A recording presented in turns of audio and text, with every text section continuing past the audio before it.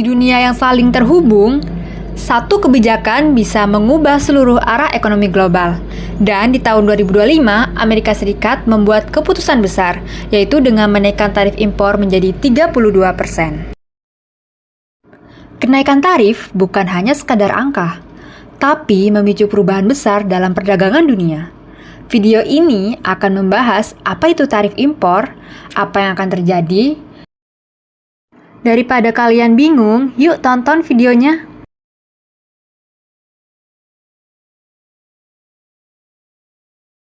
Pasti kalian pada bingung, apa sih tarif impor? Tarif impor adalah pajak pada barang masuk. Dengan tarif naik menjadi 32%, barang dari luar negeri menjadi jauh lebih mahal di pasar AS. Nah, dengan begitu, tujuannya untuk melindungi industri lokal.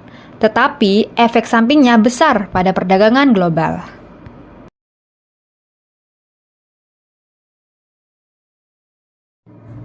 Nah, di grafik tersebut menunjukkan bahwa Amerika Serikat menaikkan tarif impor dari yang awalnya 25% menjadi 32%.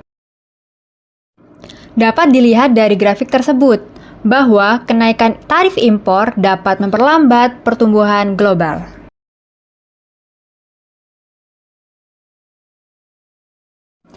Nah, grafik tersebut menggambarkan proyeksi dolar dalam 5 tahun terakhir, di mana dolar mengalami pelemahan nilai tukar akibat kenaikan tarif impor Amerika Serikat.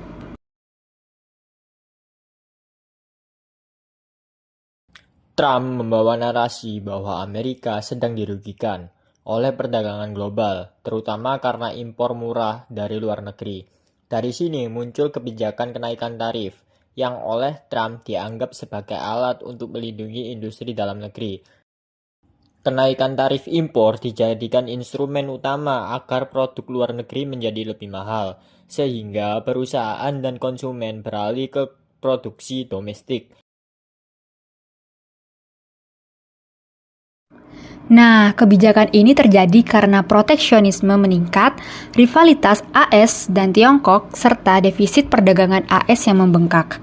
Dampaknya, harga barang impor naik, biaya produksi global meningkat, dan negara eksportir ke AS mengalami penurunan pesanan. Terus, gimana sih dampaknya kepada keuangan global? Di pasar keuangan, ketidakpastian terus meningkat, sehingga investor beralih ke dolar dan emas. Sedangkan di negara berkembang terus merasakan tekanan nilai tukar.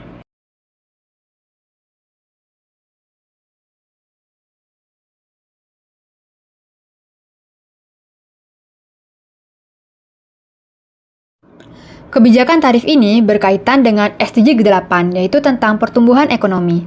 Kenaikan impor Amerika Serikat sebesar 32% mencerminkan meningkatnya aktivitas perdagangan dan permintaan barang di pasar global. Yang kedua, yaitu sesuai dengan SDG ke-9, di mana peningkatan impor sebesar 32%, yaitu menunjukkan semakin eratnya keterkaitan rantai pasok global.